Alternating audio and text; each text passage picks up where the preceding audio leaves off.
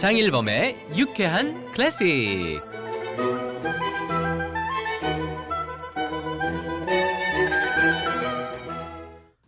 이 연주를 이제 한 곳이 이 녹음을 한 곳이 헤르만 아트홀인데 저도 얘기만 듣고 못 가봤거든요. 네. 이 성수동에 있다고 들었습니다. 네, 성수동에 있는 말하자면 녹음 스튜디오고요. 아까 말씀드렸던 이민호 톤마이스터가 이제 대표로 있는 곳인데 네. 그 이민호 대표도 사실은 그의 가족도 다 음악가의 집안이에요. 네. 그 친형이 네. 이승원. 우리 신시내티 심포니 네네네. 지금은 아마 부지이자. 거기서 유럽으로 옮기고 있는 것 같은데. 다시 옮기나요? 네, 얼마 전에 굉장히 그 대단한 지휘 콩쿠르에 입상해서 아주 이슈가 됐잖아요. 네네네. 원래 그 이승원 지휘자는 사실은 비올리스트잖아요. 그렇죠. 아주 녹스콜텟의 훌륭한. 네. 비올리스트 맞습니다. 하다가 네네. 그의 친동생이에요. 그리고 이 형제의 이모, 네. 이모가 이제 조명희 그쵸. 비올리스트여서 조명희 선생님. 거기도 다 음악가 집안인데 네. 그래서 이제 이 친구가 한국에 돌아온 지 몇 년 안 됐고 네. 사실은 처음에 그 이승원 그 지휘자가 지금도 비올라도 왕성히 연주하고 있어서 네. 그렇죠. 그 헤르만 아트홀에서 이제 비올라 리사이트를 하는데 네. 와서 보면 어떠냐 그렇게 제안을 받아서 이제 구경 갔다가 네. 이제 조명희 비올리스트 저한테 선배신데 또 보고 그랬더니 그 이민호 대표가 그 톤 마이스터를 제대로 하고 아주 역량 있는 조카지만 친구인데 이런 좀 멋진 의미 있는 녹음 작업을 한번 해봐도 좋지 않을까 생각이 든다. 그래서 네네. 제가 마침 제가 그런 걸 좀 하고 싶어서 생각을 하고 있는데 그 좋은 생각인 것 같다. 그래서 이제 제가 이제 미팅을 잡아서 가서 하게 됐죠.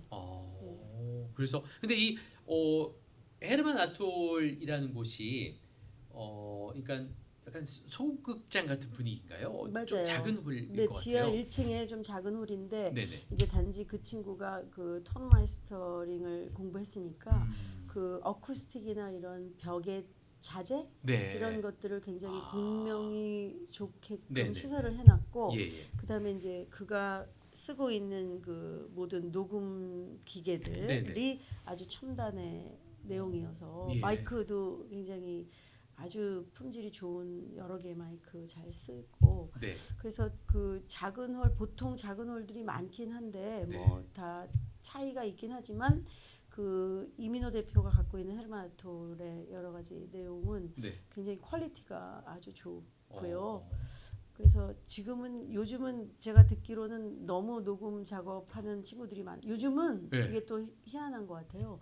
이제 코로나를 겪으면서 네. 이제 녹음이 굉장히 유행이 됐고요. 요즘은 보니까 그렇죠. 예원 뭐 예고 이런 친구들도 실기시험 보고 나면 이제 자기가 하는 곡이 완성이 됐잖아요. 예. 그러면 별로 지금 뭘 꼭 해야 되는 건 아닌데 그 곡을 다 가서 녹음을 하더라고요. 그러니까 다 준비해놨다가 요즘은 온라인으로 하는 콩쿨들도 덜어 많죠. 있어서 네.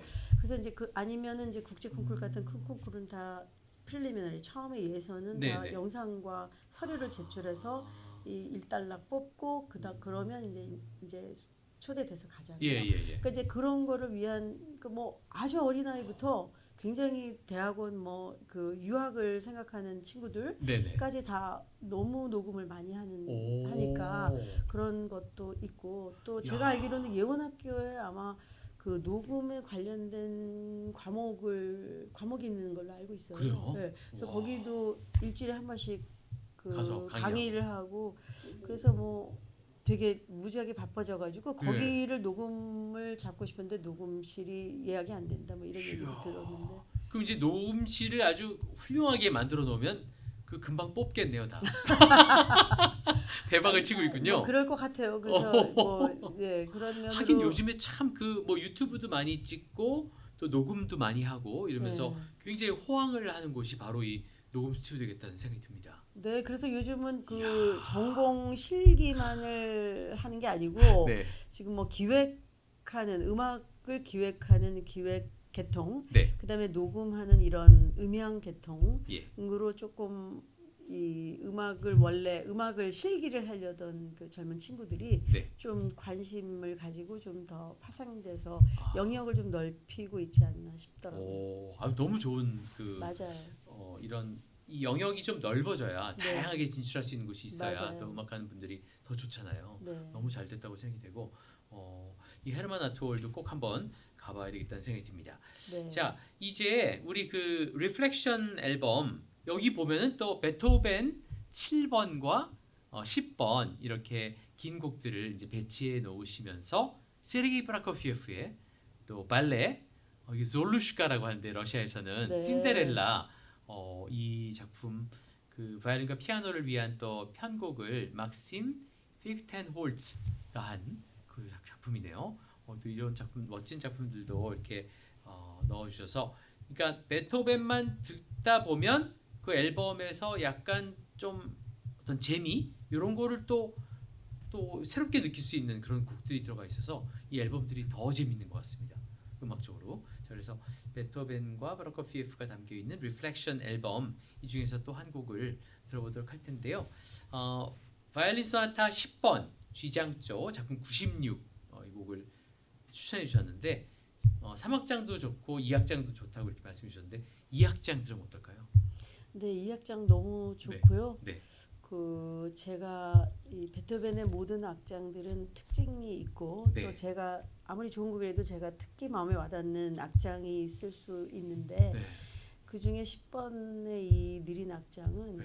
마치 다 인생을 살고 난 다음에 뭔가 큰 거를 터득한 것 같은 느낌. 예. 아주 차분하고 따뜻하고 정말 느리고 네. 근데 아주 이 숙연한 네. 그런 느낌을 주는 곡이에요. 그래서 제가 굉장히 좋아하는데 모르겠네요. 이 청취자가 들을 때는 어떨지. 왜냐면 요 전에 저희가 정원이라는 곡도 좀 다소 느리고 네, 아름답지만 네. 이거는 더 느리고 어떻게 보면 너무 장중해서 좀 무거운 느낌일 수도 있는데 네.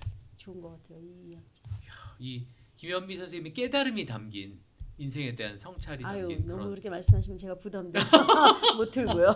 뭐 이미 녹음하셨는데 뭐. 네. 자, 베토벤의 바이올린 소나타 10번 G장조 작품 96 2악장 아다지오 에스프레시보 김현미의 바이올린 피아니스트 오윤주의 연주로 이 리플렉션 네. 두 번째 앨범 가운데서 듣겠습니다.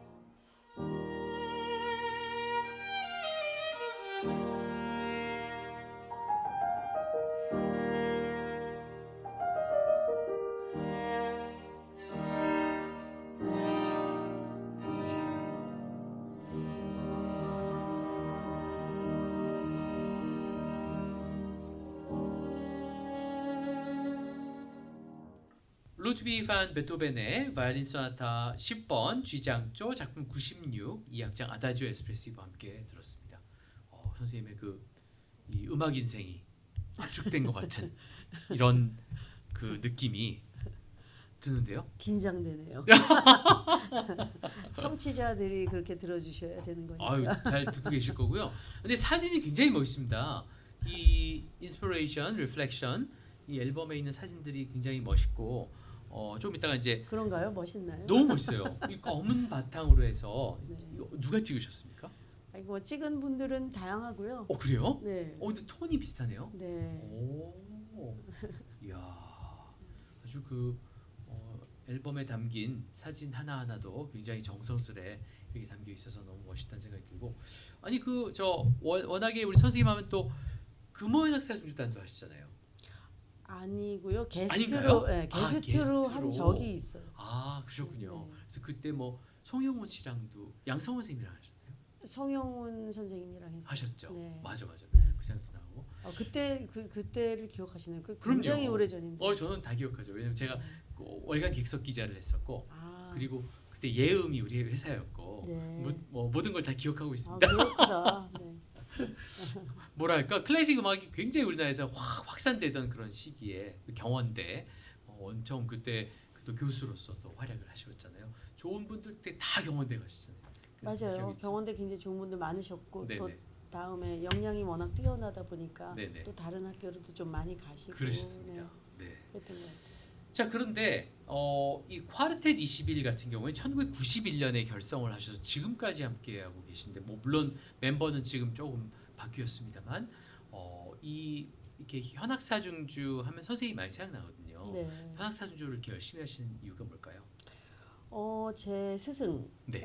미국에서 한국에서 제가 김남민 선생님한테 많은 영향을 받았고요. 네. 그다음에 미국에 건너가서는 제 선생님이 펠릭스 갈리미어라는 분인데 네.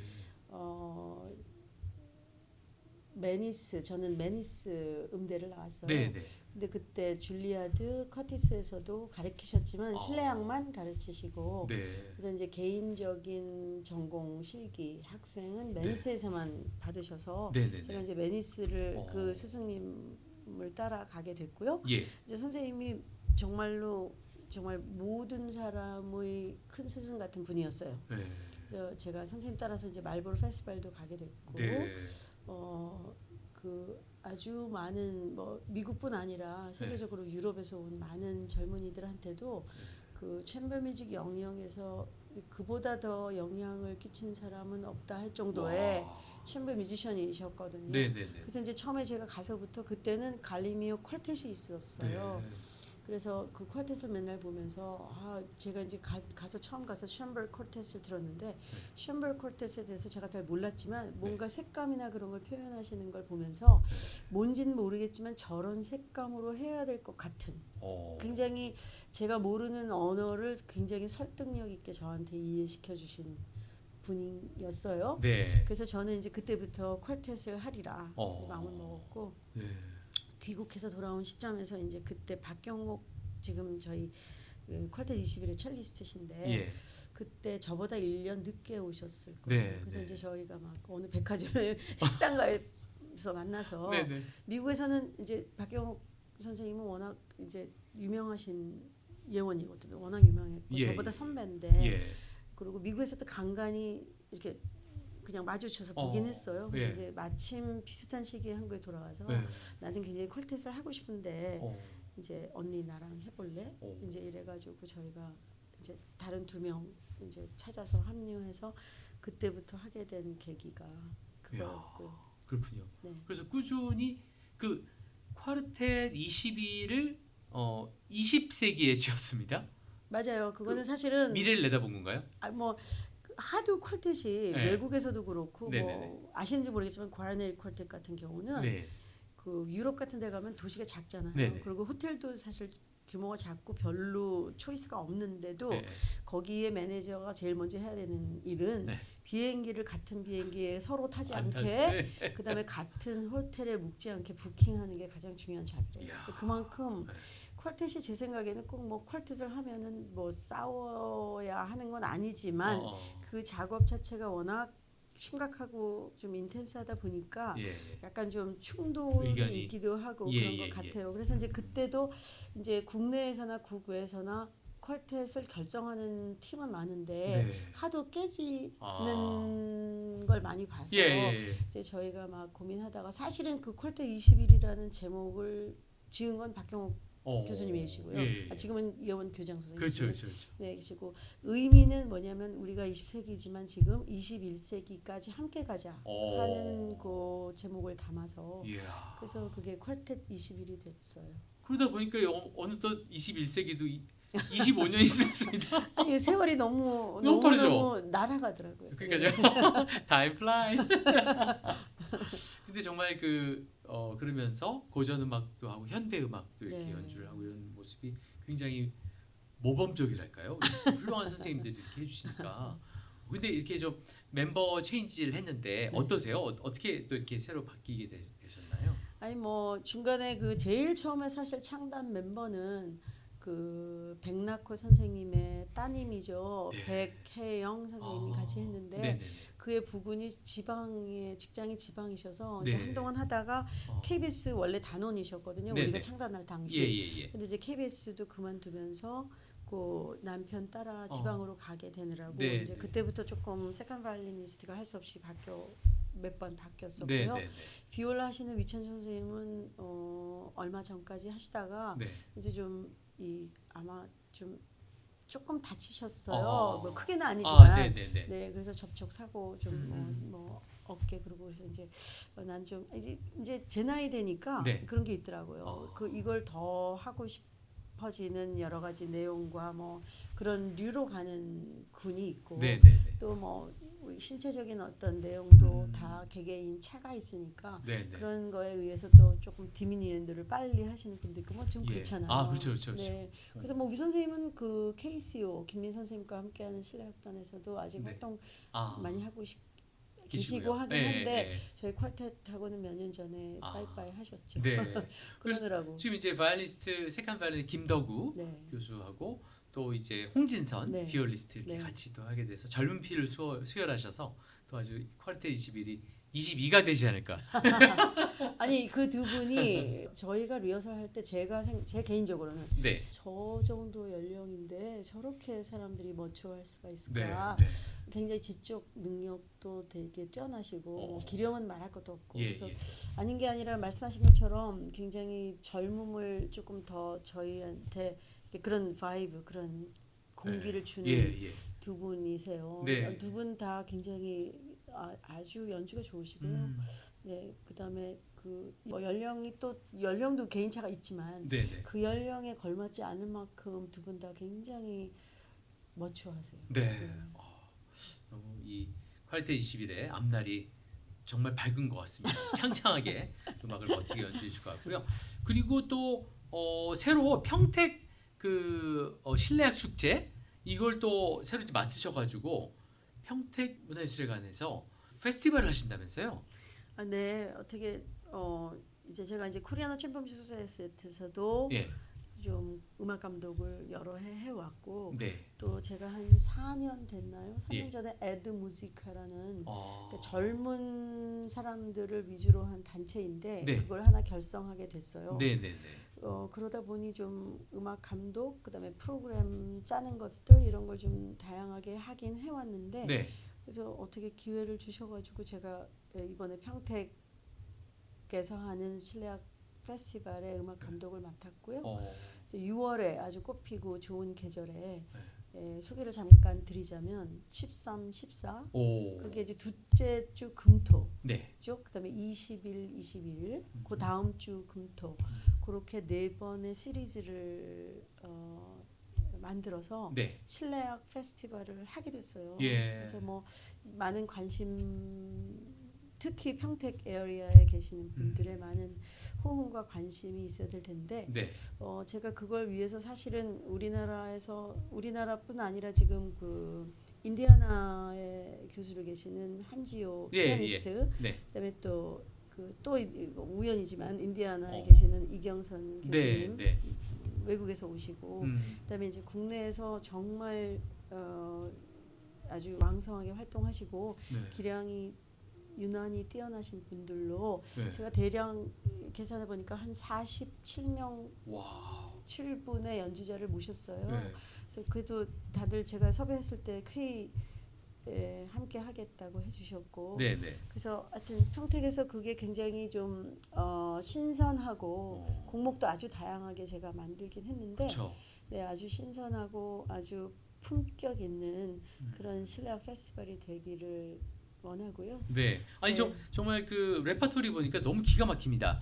6월 13일에 Prelude to Passion에서 열정의 서곡, 로시니부터 시작해서 체르니, 또 생상스, 또 루이지 바시, 이 베르디 리골레토 판타지아도 네네네. 있고, 또 모리스 라벨의 하프와 플루트, 클라리넷과 스트링 쿼텟을 위한 인트로덕션, 그리고 드보르작의 스트링 퀸텟 3번. 근데 정말 나오시는 분들이 너무 훌륭하세요. 비올라 네. 최은식, 또 첼로의 이강호, 바이올린의 이지혜, 플루트의 이예린, 또 클라리넷의 최재일 비롯해서 정말 많은 분들이 함께하고, 그 다음 6월 14일은 풍요의 여정 Journey to Enrichment. 네. 그래서 또 여기도 아르보 페르트부터 시작해서 피아졸라, 그리고 보케리니, 마누엘 데 파야, 올리 무스토넨, 이 노넷 구중주 2번. 근데 이 곡이 굉장히 그 재밌다면서요? 네, 그 곡이 근데 사실 그 네. 현존하는 그 작곡가여서 네. 피아니스트이자 작곡가이죠. 네, 네, 그래서 한 50대 초반이고 네. 아주 왕성하게 그 주목을 받고 있는 연주자이자 작곡가인데, 네. 그분한테 제가 얼마 전에 한 1년 전부터 굉장히 매료가 돼가지고 네. 그분의 다른 작품을 몇 달 전에 다른 그룹과 연주를 했는데 워낙 저를 이렇게 끌어당기는 어떤 힘이 있는 것 같아갖고 이번에도 그 논넷을 프로그램에 넣긴 했는데, 네. 이분이 뭐 아시는 분은 아시겠지만 그 현존하는 작곡가여서 악보가 출판된 게 아직 없고 이걸 렌트로만 할 수가 있어요. 근데 이제 렌트는 기간도 있고 확실한 카피라이트. 네, 렌트. 제가 사실 이 4번의 시리즈를 다 토마토 TV가 실황으로 다 네. 중계할 건데, 그러면은 저작권의 관계가 그러니까요. 있을 거예요. 제가 그것도 다 비용을 지불하면서, 물론 평택 문화재단에서 해줬지만 와. 그거를 다 해서 제가 그거를 이제 악보를 받아봐야 돼요. 그래서 제가 그 지난번에 했던 토카타, 네. 머스토넨의 토카타를 봐서는 네. 굉장히 리듬이 복잡하고 어려운 대신에 아주 흥이 넘치는, 이게 약간 소울, 우리의 막 가슴을 쿵쿵쿵 치는 것 같은 그런 어조의 그런 느낌의 곡이었는데, 네. 이 곡도 제가 들어봤을 때는 굉장히 역동적이고 아주 대단하더라고요. 특히 마지막 악장이 네. 정말 약간 혼이 들린 것 같은 그런 이야. 곡이어서 제가 이걸 골랐는데, 네. 아직 악보를 그러니까 지금 주문한 상태고 못 네. 봤어요. 그래서 제가 사실 굉장히 기대도 되지만 겁도 나요. 어. 왜냐하면 이 9명의 연주가들이 다 바쁘고 네네네. 그 렌트한 악보는 빌렸을 수 있는 기간이 한정되어 짧아요. 있는데, 이제 그 악보가 와봐야만 실제 우리가 왜 듣는 거와 악보를 봐서 실제로 현실적으로 연주하는 거는 또 괴리가 있을 수가 있어서 기대도 되지만 그 작품이 이제 잘 완성도 있게 연주가 되어야 하는데, 예. 그 타임 리밋을 생각하면 그런 것들이 좀 긴장이 되는. 그럼 겁이 악보가 이렇게 책으로 오나요? 아니면 그 인터넷으로 이렇게 보내시게 되나요? 그분이 어떤 작품들은 네. 그려 갖고 와요. 핸드라이팅. 오, 정말요? 네네네. 지난번에 제가 매니스크립트. 마티노. 근데 제가 이상하게 네네네. 저는 그런 새로운 곡들을 좀 발견하고 네. 안 해본 걸 해보는 걸 너무 좋아해서, 물론 뭐 베토벤 같은 명작은 늘 명작이지만 네네. 또 새로운 요즘 트렌드에 맞는 새로운 필요하죠. 작곡가, 그런 것도 너무 좋아해서. 예. 근데 지난번에 마티노의 파티타 for String Orchestra가 있는데 네. 그 곡도 그려서 오더라고요. 와. 그다음에 이제 여러 사람이 렌트를 하니까 네. 렌트한 그룹들이 적어놨던, 말하자면 좀 너무 지저분해서 없었으면 좋겠는, 악보가 새 악보 산 것과 다르기 때문에 그 여러 사람이 썼던 흔적이 그거 있어요? 네, 그런 게 있어요. 그다음에 그런 불편할 때도 있겠네요. 불편할 때. 네. 그래갖고 근데 또 거기에 뭐라고 써 있냐면 카피라이트에 이거를 복사도 하지 마라. 그런 이제 인스트럭션이 거기 이제 어떻게 이거를 관리해야 되고 어떻게 사용한 다음에 돌려줘야 한다, 이런 게 있거든요. 거기서 요구하는 것들이. 네네네. 이제 카피도 못하게 하고 그래갖고 연필로 적은 거는 약간 지워가면서 그러니까 이게 아마 한동안 써서 그게 말하자면 종이가 막 마모가 되고 너덜너덜해지면 아마 그들이 다시 사고를 해서 새로 렌틀 악보를 내놓지 않을까 싶어요. 왜냐면 그걸 그 사용한 흔적이 다 묻어 있는 악보를 보내줬더라고요. 그래서 이번 머스톤에는 21세기에 그러니까 이번 머스톤엔 이 악보는 어떻게 올지 굉장히 궁금하고 악보가 왔는데 제가 들었던 여러 가지 감각하고 그래서 제가 끝까지 이거를 이제 요 플랜을 해갖고 프로그램 완성해서 이제 평택에 넘겨주기 전에 굉장히 고민을 했던 대목 중에 하나예요. 이 머스톤 앤 넌넷을 구중주를 그대로 프로그램에 넣는 게 맞을까? 아니면은 이거를 그냥 안전한 다른 그 저작권에 저해가 되지 않는 연도의 작품 안에서 골라서 하는 게 좋을까 고민을 했지만 저는 또 평택의 시민도 그렇고 그날 이제 저희가 그 토마토 TV로 이제 생중계를 나갈 거니까 생중계로요. 생중계를 할 거니까 이제 그 앞에 작품들 말씀하신 대로 이제 고전적인 여러 가지 작품 재미있고 좀 경쾌한 흥 넘치는 작품, 좀 현대를 사는 사람이니까 현대스럽게 머스톤의 작품도 좀 함께 우리가 즐기고 또 알아보고 새로이 좀 발견하고 그랬으면 좋겠어가지고 그냥 제가 굉장히 실험적으로 그대로 머스톤 앤 넌넷은 그냥 간다. 제가 그리고 그냥 바꾸지 않은 작품이라 유난히 좀 신경도 쓰이고 기대도 많이 되고 걱정도 한편 있는 그런 곡이에요. 와, 그 곡에 저도 빠져들 것 같습니다. 벌써 말씀하시는데 반쯤은 제가 빠져든 것 같은. 아이 네. 야, 그러면 그 6월 13, 14 그리고 6월 20, 21일 이게 금토 두 번에 걸쳐서 The Magic of Melody, 선율의 마법, 아주 베토벤, 브루흐, 안나 이그나토비치, 세르게이 프로코피에프 그리고 이 Echoes of Celebration 축제의 매력에서 21일에는 에르빈 슐호프, 베토벤, 쉐드린, 로전 쉐드린의 알베니스 스타일의 작품. 이 곡도 아주 쉐드린 선생님 저 옛날에 그 댁에서 만났었거든요, 모스크바에. 어머나. 마야 플리츠스카야 그 부인 발레리나 그 정말 헌정 기념 볼쇼이에서 대단한 발레 공연이 있었어요. 값진 걸 보셨네요. 네, 끝난 다음에 이제 댁에서 이렇게 같이 인터뷰하고 그랬는데 참 아름다운 시간이었습니다. 네.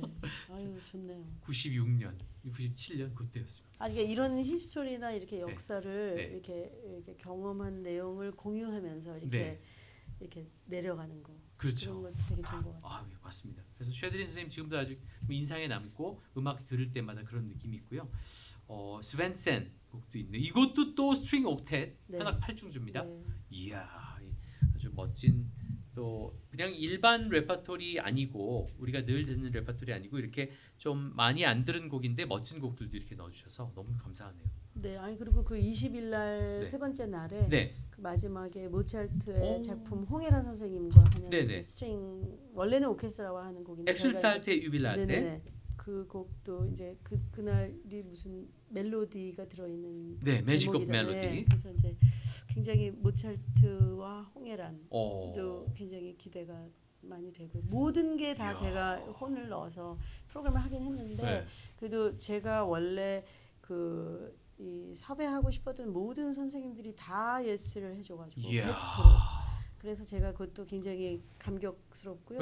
멋진 공연이 되기를 기원합니다. 아니 그 정말 누군가는 그날 뭐가 있을 만도 한데 그냥 전부 다 한 분 못 하셨네요. 그래요? 분. 김대진 통장님이 저 샌다이 국제 콩쿠르의 심사가 한다고 해서 그분 하나 빠지셔서 아이고 아쉽네요. 그렇지만 뭐 이렇게 다들 정말 멋지게 참여를 해서 평택 강의 들썩들썩할 것 같습니다. 그렇게 되기를 기원하죠. 저는. 평택이 또 아주 인터내셔널 도시잖아요. 그래서 제가 처음에 이 기한을 봤을 때 그러니까 평택이 그러니까 어떻게 보면 이 인천, 부천 뭐 이런 성남 이런 곳에 경기도에 굉장히 좋은 홀들이 많지만 거기는 어떻게 보면 약간 서울권의 수도권인 것 같고 평택만 해도 조금 서울에서 한 2시간 이상 걸리기 때문에 그쪽만의 독특한 그런 어떤 문화적인 그렇죠. 내용, 중국하고도 좀 가까운 네네네. 그 배가 있으니까. 그렇죠. 예, 항도 한국 있고, 국제항. 예, 그다음에 뭐 미군 네, 그런 기지도 외국이 있고. 그래서 네네. 어떻게 보면 굉장히 글로벌화되기에 그렇습니다. 굉장히 적정한 네. 센터가 아닐까. 네네네. 그래서 너무 저는 기대를 하고 프로그램이랑 그런 연주자 섭외에 굉장히 이야. 심혈을 기울였다고 오. 해야 되겠죠. 야, 이 평택 실내악 축제 우리 김현미 음악 감독님의 이 멋진 또 터치를 우리가 한번 기대해 보면서 평택이 또 아주 부흥할 그런 순간이 찾아온 것 같습니다. 2025년 6월이고요. 자, 여러분 13, 14, 20, 21일 날 꼭 놓치지 말고 페스티벌에 가시면 좋겠고요. 5월 20 우리 장일범 유쾌한 클래식 네네네네. 평화방송 네. 어, 불러주셔서 감사합니다. 언제 오시죠? 21일? 20일 11시. 아, 20일 11시 화요일. 네. 여러분 놓치지 마시고 유튜브로도 보실 수 있습니다. CBBC 평화방송 장일범의 유쾌한 클래식. 그건 라디오고 여기가 이제 원래 시작한 게 이 팟캐스트 시작해서 라디오도 이제 장일범의 유쾌한 클래식이 됐거든요. 네. 그래서 여러분 다 즐겨주시면 감사하겠고요. 우리 김현미 선생님의 멋진 또 바이올린 플레이 한번 또 들어주시면 감사하겠고. 그래서 오늘 이렇게 나오셨는데 오늘 끝곡으로 이 요번에 이제 내신 앨범 세 번째 앨범이고 이제 워너뮤직 코리아에서 나왔네요. 일루미네이션. 네. 이게 빛이죠, 빛. 네. 예. 요 앨범 중에 이제 가장 베토벤의 첫 번째 바이올린 소나타 1번 D장조 작품 12의 1 1악장 알레그로 건 브리오 빠르고 생기 있게. 이 초기 1번하고 아까 들은 10번하고 어떤 차이가 좀 많이 느껴지세요, 선생님께서는? 아까 초반에도 제가 예. 말씀드렸는데 베토벤은 워낙 이 스펙타클한 작품 세계를 갖고 있어서 사실 일본의 작품 세계는 좀 더 모차르트에서 넘어온 초기의 작품. 그래서 바이올린도 물론 굉장히 대등한 입장에서 연주를 하지만 피아노의 중요도가 굉장히 부각되는 작품이라면 이제 오퍼스 96번이잖아요. 10번은 이제 그쯤 가면은 거의 인생에 한 번 살고 난 터득한 어떤 사람의 경지. 그래서 아주 작품 세계가 다르죠. 깊이나 그런 형식이 아예 다르고요. 그렇죠. 네. 초창기하고 네. 그 풋풋한 청년 베토벤과 네. 이제 또 만년의 그런 네. 느낌이 정말 그동안 살아오면서 겪은 풍파와 고통과 또 이 사랑의 아픔과 그리고 또 이 그동안 얼마나 많은 음악을 듣고 또 얼마나 많은 또 음악을 만들었습니까, 그죠?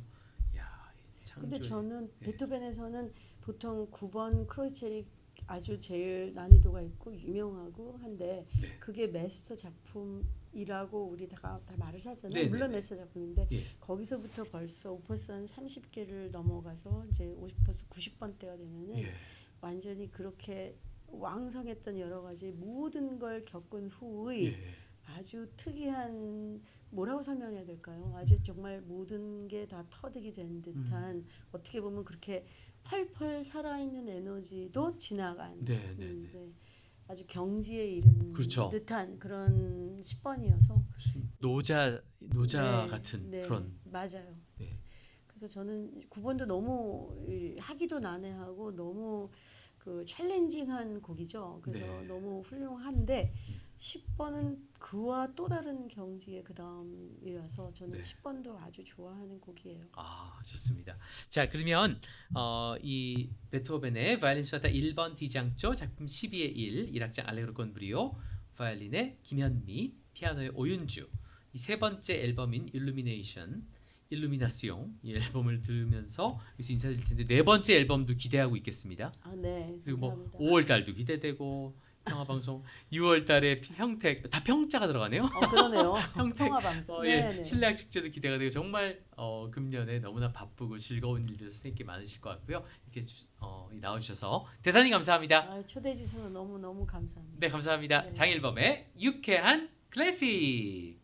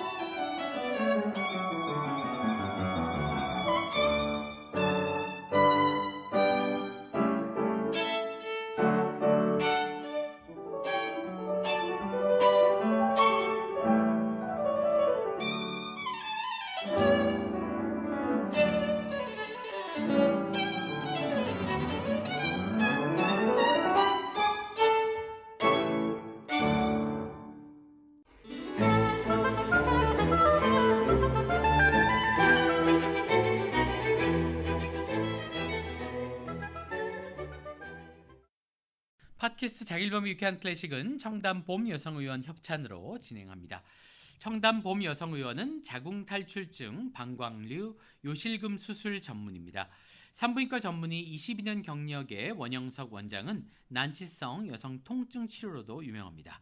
현재 600명 이상의 여성들에게 중요한 자궁을 유지할 수 있도록 도와주고 있습니다. 장일범의 유쾌한 클래식 청취자 여러분, 여성 전문 클리닉 청담 봄 여성의원 기억해 주세요.